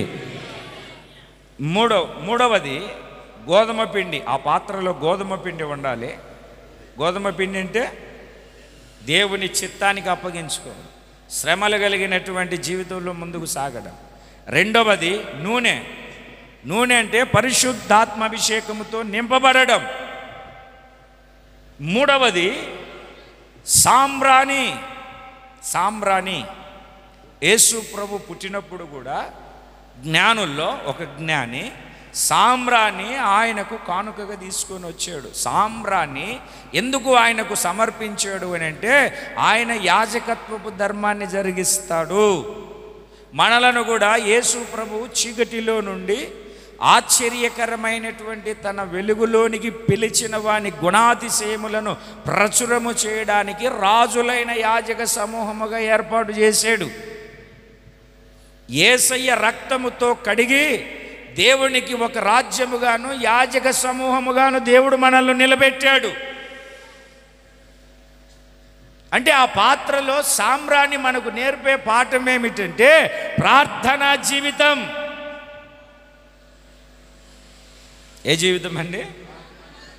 అర్థమవుతున్నాయి నేను చెప్పే మాటలు ఏమన్నా అంటే వారానికి కాస్త ఏమన్నా తేడా వచ్చేసిందేమోనని. ఏముండాలి ఆ పాత్రలో? ప్రార్థన. సామ్రాణి అని అంటే ప్రార్థన, ధూపం. ఆ సామ్రాణిని నలగగొట్టి ఆ సామ్రాణి చూర్ణాన్ని నిప్పుల మీద వేసామనుకోండి, పొగ వస్తుంది. ఏమొస్తుంది? పొగ వస్తుంది. మీరు కూడా పొగ వేసే ఒక పని మీద ఉండాలి. ఏ పని మీద? మా ఊరిలో ఒక సామెత ఉంది, పొమ్మనక. మీరు కూడా పొగ పెట్టాలి. నాకు కాదు, మీ పక్క వాళ్ళకి కాదు, సాతానుకు పొగ పెట్టే పని మీద ఉండాలి. అర్థమైందా అండి? ఇప్పుడు మీ మధ్య నా మధ్య దట్టంగా ఒక పొగను పెట్టామనుకోండి, కనబడతానా? నేను ఎప్పుడు చెప్తా ఉంటాను, గుడారాల పరిచర్యలో ఆ సాంబారు కుండలకు తాళ్ళేసే పని నాది. ఎప్పుడు ఆ పొగ కళ్ళల్లో. సాయంత్రం పూట ఆ గుడారాల కిందికి రాత్రి మీటింగ్ అన్నీ వండేసి పెట్టిన తర్వాత వచ్చినప్పుడు మన విశ్వాసులు చన్నా వందనాలు అంటే ఇట్లా చూసేవాడిని. వాళ్ళ ముఖాలు సరిగ్గా కనబడేవి కాదు, స్వరాలు వినబడేవి. అన్నా నేనన్నా మామ బాగున్నావా? ఆ పొగ ఏం చేస్తుంది? ఆ పొగ మనకు నేర్పే పాఠము ఏమిటి అని అంటే లోక సంబంధమైనటువంటి వాటివి కనబడకుండా చేస్తాయి. మనము పొగ మధ్యలో ఉన్నామనుకోండి, మనకి ఏది కనబడదు. మనము పొగలో నిలబడ్డామనుకోండి, మనం ఎవరికి కనబడము. అర్థమైందండి? నీకు నాకు మధ్యలో పొగ వేసాను అనుకోండి దట్టంగా, నేను మీకు కనబడతానా? మీరు నాకు కనబడతారా? అలాగే మీ జీవితంలో మీ కుటుంబంలో ఒక పొగ అనుభవం ఉండాలి. అదే ప్రార్థన.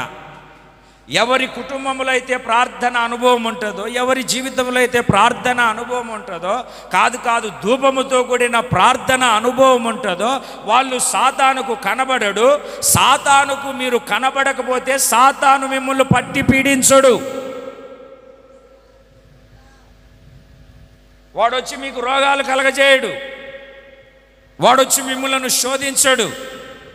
వాడొచ్చి మిమ్మలను ఇబ్బంది పెట్టడు. ఎందుకంటే ప్రార్థన. అందుకే యేసుప్రభు అదే చెప్తాడు, మీరు శోధనలో ప్రవేశింపకుండానట్లు ఏం చేయాలి? ఎలాగా? సీరియల్ చూడమను, టీవీ పెట్టుకొని చూడమను, పల్లెంలో అన్నం పెట్టు, అరగంట సేపు నమిలి ఒడేసి తింటారు. సెల్ ఫోన్ చూడమను, అమ్మను పక్కన పెడతారు, పిల్లాన్ని పక్కన పెడతారు, పిల్లల్ని పట్టించుకోరు. సెల్ ఫోన్ 24 గంటలు కళ్ళ ముందర పడుకునేటప్పుడు దీని కింద ఉండాలి. ప్రార్థన.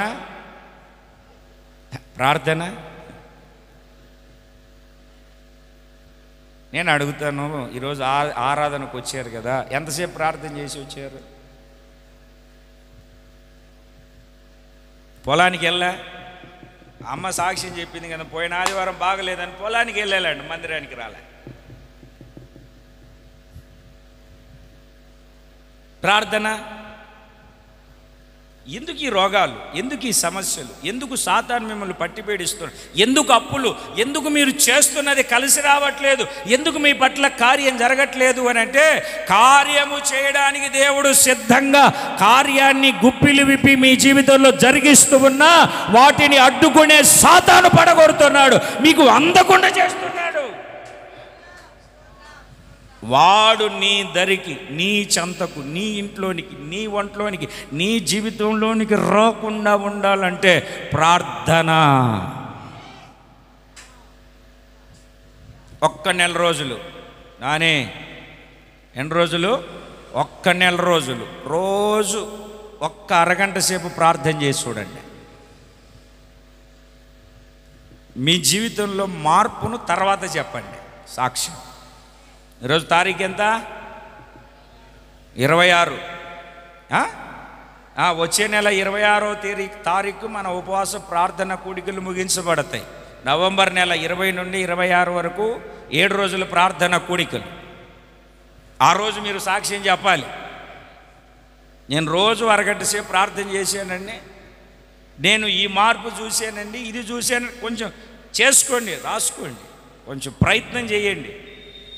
డాక్టర్ చెప్తే చేస్తున్నారుగా, అన్ని టెస్టులు చేయించుకుంటున్నారుగా, కూర్చోమంటే కూర్చుంటున్నారు, లెగుమంటే చేయెత్తమంటే, దించుమంటే, చొక్కా ఇప్పమంటే అన్నీ మనుషులు చెప్పినట్టు చేస్తున్నారు కదా. దేవుడు ఎందుకో ఆత్మ ద్వారా ప్రేరేపించబడి చెప్తూ ఉన్నాడు, ప్రార్థన చేయండి.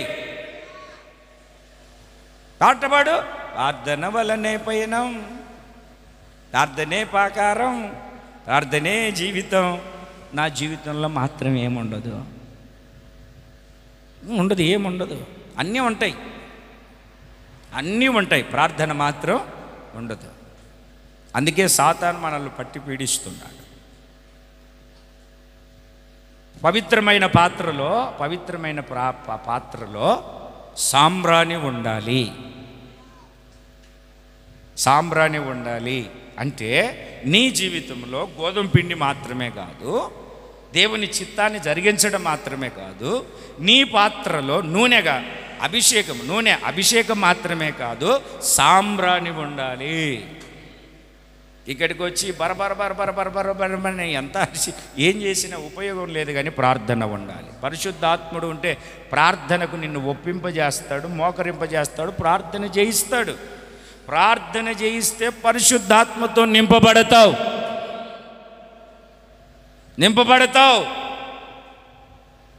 సాంబ్రాన్ని చూర్ణం చేసి వాక్యమనే నిప్పుల మీద వేస్తూ ఆ ప్రార్థన అనుభవంలో, ఆ మోకాళ్ళ అనుభవంలో మనం నడిపించబడుతూ ఉంటాము. రోజు ఒక అరగంట, మరలా చెప్తున్నాను, మోకాళ్ళ మీదకి వచ్చి, అమ్మా వింటున్నారా? 24 గంటలు ఇచ్చాడు కదా దేవుడు. ఒక్క అరగంట ఒక సేవకుడిగా, మీ బిడ్డగా బ్రతిమిలాడుతూ, మీ గడ్డం బతుకొని బ్రతిమిలాడుతూ, ఒక్కొక్కరు వస్తే గడ్డం పట్టుకుంటే ఇక్కడికి వస్తే బ్రతిమిలాడుతూ చెప్తున్నాను, ఒక్క అరగంట ప్రార్థనకి ఇవ్వండి. మొన్న ట్రైన్లో వస్తున్నాను, 2:30కి మెలకు వచ్చింది. లేచి మీ అందరి కోసం అదే ట్రైన్లో ప్రార్థన చేశాను, అందరి కోసం, అన్ని కుటుంబాల కోసం. ఎందుకో తెలుసా? మీరు ఒక దేవునికి ప్రీతికరమైన అర్పణగా దేవునికి అప్పగించబడాలి. అందుకు ప్రతి ఒక్కరి కోసం శ్రమలు, బాధలు ఎన్నదగినవి కాదు. ప్రార్థన వాటన్నిటిని పడగొడుతుంది, నీకు జయాన్ని కలగజేస్తుంది. 4వది ఏముండాలి? లేవియా కాండము 2వ అధ్యాయము 13వ వాక్యం. ప్రతి నైవేద్యమునకు ఉప్పు చేర్చాలి. ప్రతి నైవేద్యము అన్న మాట వస్తే ఉప్పు చేర్చాలి. ఏం చేర్చాలండి? ఉప్పు చేర్చాలి. అది నిబంధన ఉప్పు అని అందులోనే రాసి ఉంది. ఏం చేర్చాలండి?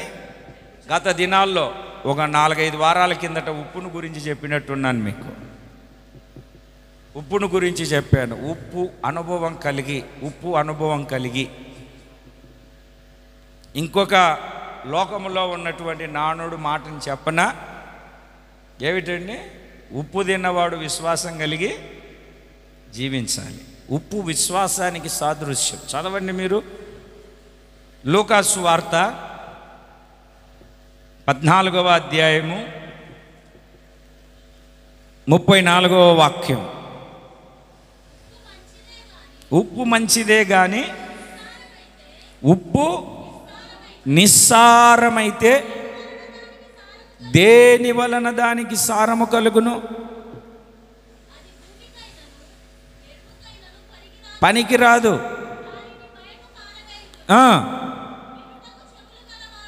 వినుటకు చెవులు గలవాడు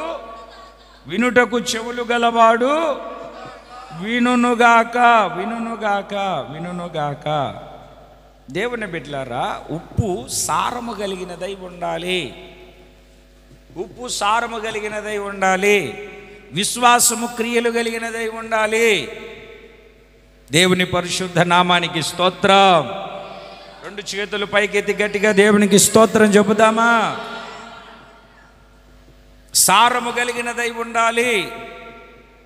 సారము కలిగినదై ఉండాలి. ఉప్పు నిబంధన మనం లేవియ కాండంలోనే చదువుతాం. 2వ అధ్యాయము 13వ వాక్యం. నీ దేవుని నిబంధన యొక్క ఉప్పు. చాలండి. రుచికరమైన ఉప్పు, చెడిపోకుండా చేసే ఉప్పు. ఉప్పు అని అంటే మీరు ఒకటే గుర్తుపెట్టుకోవాలి, నిబంధన. దేవునితో నువ్వు చేసుకునే తీర్మానం. దేవునితో నువ్వు చేసుకునే తీర్మానం. అయ్యా, నన్ను పాపములో నుండి, నన్ను శాపములో నుండి, నన్ను దరిద్రతలో నుండి, నన్ను దీనస్థితిలో నుండి విడిపించావు. అయ్యా, నన్ను విడిపించినటువంటి నీకు ఇక మీదట నేను సాక్షిగా జీవిస్తాను.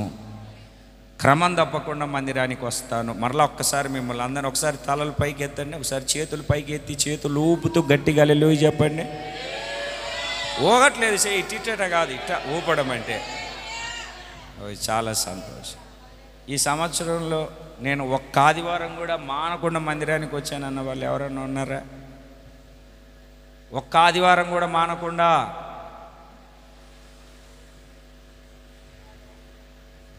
అమ్మా, మానలేదా?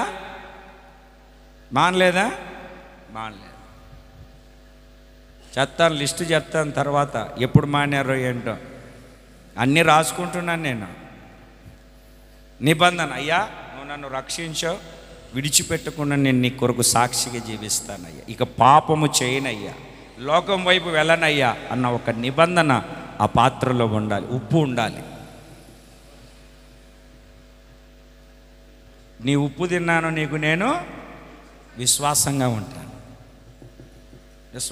ఉంటాను. ఆఖరిగా ఒక మాటను చెప్పి నేను ముగిస్తాను. పరిశుద్ధ బైబిల్ గ్రంథంలో నుండి లేవియా కాండం 2వ అధ్యాయం.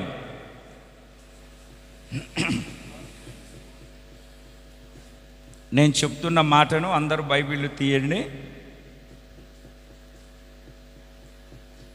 లేవియా కాండము 2వ అధ్యాయము 2వ వాక్యం.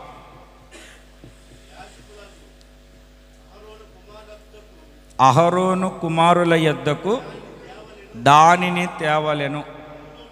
అందులో నుండి యాజకుడు తన చేరతో చేరెడు నూనెయు, చేరెడు గోధుమ పిండియు, దాని సాంబ్రాణి అంతయు తీసుకొని యెహోవాకు ఇంపైన సువాసనగా హోమముగా బలిపీఠము మీద అందులో ఒక భాగము జ్ఞాపకార్థముగా దహించవలెను. ఆ నైవేద్య శేషము అహరోనుకును అతని కుమారులకును ఉండును. ఇక్కడ నేను చెప్పే ఒక చిన్న మాట ఏమిటి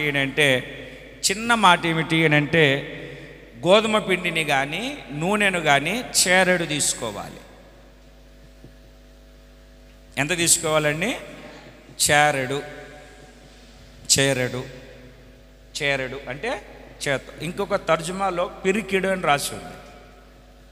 ఇప్పుడు ఆ పిండి తెచ్చినప్పుడు ఆ పాత్రలోనేది చేరెడు తీసుకొని, ఎవరు? యాజకుడైన అహరోను కుమారుడు ఆ పాత్రలోనేది చేరెడు తీసుకొని బలిపీఠంలో పోయాలి. ఆ పాత్రలో తెచ్చిన నూనె చేరెడు తీసుకొని ఏమిటండి? బలిపీఠం మీద పోయాలి. సాంబ్రాణి అంతా తీసుకోవాలి. ఆల్రెడీ అందులో ఏం చేర్చబడి ఉంది? ఉప్పు. ఏం చేర్చబడి ఉందండి? అందులో ఉప్పు చేర్చబడింది. ఆ ఉప్పును అన్నిటినీ తీసుకొని బలిపీఠం మీద దహించాలి. చేరెడు ఎంతండి? చేరెడు ఇటే గుప్పిలి. అంటే ప్రతి మనిషి, మీ గుప్పిలు ఉందా? పట్టుకోండి, ఒకసారి పట్టుకోండి. నీ గుండె అంతే ఉంటుందట. నీ గుప్పిలి ఎంత ఉంటుందో నీ గుండె కూడా అంతే ఉంటుంది. అంటే దాని అర్థం ఏమిటి అని అంటే, దేవుని ప్రేమైనటువంటి పిల్లలారా, హృదయానికి గుర్తు. చేరెడు హృదయానికి గుర్తు. హృదయానికి గుర్తు అంటే మనము ఏది చేసినా, ఏమి చేసినా ప్రతిదీ హృదయపూర్వకంగా చేయాలి.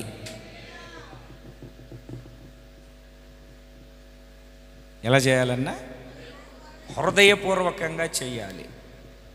హృదయపూర్వకమైనటువంటి రీతిలో మన ఆత్మీయ యాత్రను మనము కొనసాగించాలి. అందుకే మీరు ఒక మాటను చదువుతారు, రోమాపత్రికలో 6వ అధ్యాయము, రోమాపత్రిక 6వ అధ్యాయము 17వ వాక్యం. మీరు పాపమునకు దాసులై ఉంటిరి గాని ఏ ఉపదేశ క్రమమునకు మీరు అప్పగింపబడితిరో దానికి హృదయపూర్వకముగా లోబడిన వారై పాపము నుండి విమోచింపబడి నీతికి దాసులైతిరి. ఇందుకు దేవునికి స్తోత్రం. ఎలా లోబడ్డారంటండి? చెప్పట్లేదు మీరు నోరు తెరిసి. ఎలా లోబడాలంటండి? ఎలా లోబడాలంటండి? హిజ్కియా గురించి కూడా ఎందుకో దేవుడు మనసులో పెట్టాడు. ఆ మాటను మీరు చదువుతారు. హిజ్కియా గురించి కూడా ఒక మాటను, దీనవృత్తాంతముల 2వ గ్రంథం, ఈ పాటికి మీరు తీసి చదువుతారేమో అనుకుంటూ ఉంటాను నేను. హిజ్కియాను గురించి మనం చదివేటప్పుడు 31వ అధ్యాయము, దీనవృత్తాంతముల 2వ గ్రంథం, దీనవృత్తాంతముల 2వ గ్రంథం 31:21. తాను ఆరంభించిన ప్రతి పని అతడు హృదయపూర్వకముగా జరిగించి, చదవండి, మళ్ళా చదవండి, అందరూ ఆ మాటను చదవండి. Page number 385. అందరు తీయండి, ఉండండి, అందరు తీయండి, అందరు తీయండి. దీనవృత్తాంతముల 2వ గ్రంథం 31వ అధ్యాయము 21వ వాక్యం. ఆ చివరి వాక్యంలో తాను ఆరంభించిన ప్రతి పని అతడు హృదయపూర్వకముగా జరిగించి, ఏ పని జరిగించాడు? ఆశ్రయించే విషయంలో, సేవా విషయంలో, ధర్మశాస్త్ర విషయంలో, ధర్మమంతటి విషయంలో, మందిరపు సేవా విషయంలో, ధర్మశాస్త్ర విషయంలో, ధర్మమంతటి విషయంలో ఎలా జరిగించాడండి?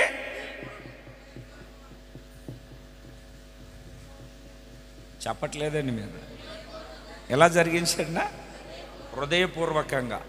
అందుకే మీరు ఇచ్చే అర్పణ కానీ, మీరు చేసే పని కానీ, ఏంటండి పాస్టర్ గారు మీరు గట్టిగా చెప్పారంటే చెప్పను, గట్టిగా మానేశాను. ఒక 5-6 సంవత్సరాలు అయింది గట్టిగా.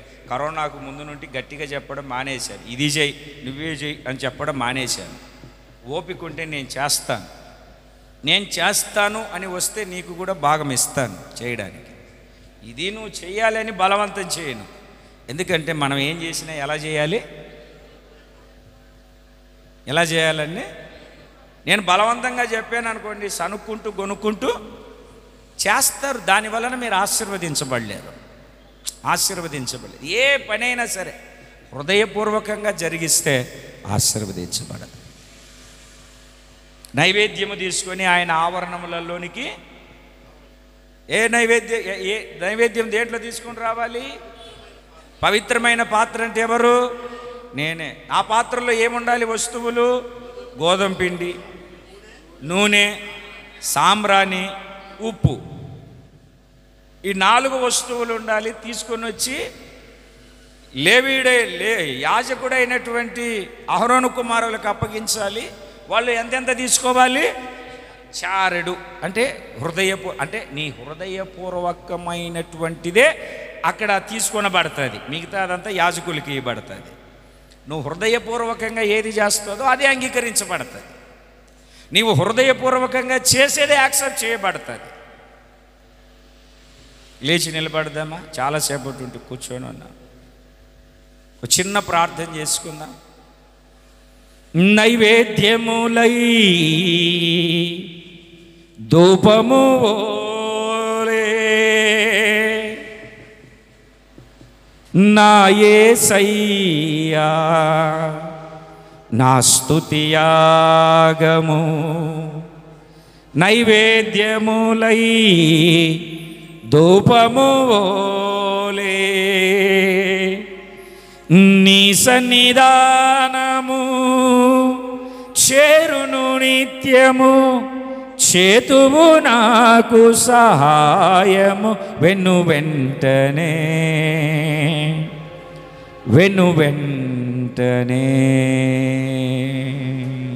ఒక్కసారి విన్న సందేశాన్ని మరలా జ్ఞాపకం చేసుకుంటూ అస్తమయ నైవేద్యము అర్పించు సమయమున ఉదయకాల నైవేద్యము అర్పించు సమయమున నీ పానార్పణమును నైవేద్యమును ఆయన దీవించబోతున్నాడు. దీవించలేడని ఎవడు చెప్తాడు? నువ్వు చేతులెత్తుట, సాయంకాల నైవేద్యము సమర్పించుట. నైవేద్యం తీసుకురాలే అంటే చాలామంది చేతులు ఎత్తట్లేదంటే నైవేద్యము లేదని అర్థం. చేతులు పైకెత్తి అందరూ హృదయపూర్వకంగా ఆయన సన్నిధిలో ఒక అల్లాడించు అర్పణగా, నైవేద్యపు బలిగా, నైవేద్యపు అర్పణగా మన జీవితాన్ని మార్చుకుంటూ నైవేద్యాన్ని తీసుకొని ఆయన మందిరానికి వద్దాం. ఆ పాత్ర పవిత్రమైన పాత్ర, ఆ పాత్ర నీవే. నీలో ఏ అపవిత్రత లేకుండా, పాపము లేకుండా, దోషము లేకుండా ఇదిగో ఇప్పుడే ఆయన తన రక్తముతో నిన్ను కడగబోతున్నాడు. కడుగుతూ ఉన్నాడు రక్త ప్రోక్షణ. ఓ రివాలారా శబరిక బందర బరిక బందర బరికర మన బరికర బలబరబ. రక్త ప్రోక్షణ. ఆ పాత్రలో గోధుమ పిండి ఉండాలి. గోధుమ పిండి అంటే దేవుని చిత్తం. శ్రమల జీవితం, నిందలు, అవమానాలు నిర్లక్ష్యము చేసి మోషే వలె ఒక అర్పణతో, త్యాగముతో కూడినటువంటి ఒక సమర్పణ కలిగి నింద అనుభవించుట గొప్ప భాగ్యమని, శ్రమలే మేలని, ఫరో యొక్క కుమార్తె కుమారుడు అని అనిపించుకోకుండా రెండింతల త్యాగము కలిగి దేవుని కొరకు జీవించినట్లుగా ఆ యొక్క పవిత్రమైన పాత్రలలో నూనె ఉండాలి. నూనె పరిశుద్ధాత్మ అభిషేకానికి సాదృశ్యం. అభిషేకముతో నింపబడి, ఆత్మతో రేపబడి సామ్రాణి ప్రార్థన జీవితానికి. నీ జీవితంలో ప్రార్థన లేకపోతే అపవాది చొరబడతాడు, జల్లిస్తాడు. యోబు కుటుంబాన్ని జల్లించాడు కదా. నీ జీవితంలో ఉప్పు ఒక నిబంధన, దేవునితో ఒక నిబంధన, ప్రభుతో ఒక నిబంధన, ప్రభుతో ఒక నిత్య నిబంధన. ఈ క్రొత్త నిబంధనలో నిబంధన కలిగినటువంటి జనులుగా మార్చబడినట్లుగా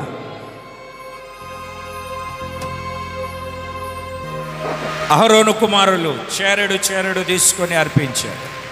చేరెడు, నువ్వు తెచ్చిన ప్రతి అర్పణలో చేరెడు, గుప్పెడు హృదయపూర్వకమైన అర్పణ.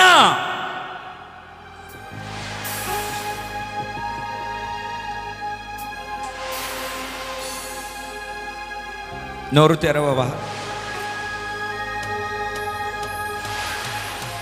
నా జీవితమే ఒక పవిత్రమైన పాత్ర. అందులో గోధుమ పిండి ఉండాలయ్యా, అందులో నూనె ఉండాలయ్యా, అందులో సాంబ్రాణి ఉండాలయ్యా, అందులో ఉప్పు చేర్చబడాలి. అది గుప్పిడిగా తీసుకొనబడుతుందయ్యా. హృదయపూర్వకమైన పరిచర్య, హృదయపూర్వకమైన భక్తి, హృదయపూర్వకమైన ఆత్మీయత కలిగి నేను నడిపించబడినట్లుగా నాలో ఒక ఉన్నతమైన కార్యాన్ని జరిగించాయి అయ్యా. ఒక్కసారి నన్ను జ్ఞాపకం చేసుకురండి అయ్యా. కృపచేత నింపండి అయ్యా, బలపరచండి అయ్యా. నా ఆత్మీయతను వృద్ధి చేయండి అయ్యా, స్థిరపరచండి అయ్యా, స్థిరపరచండి.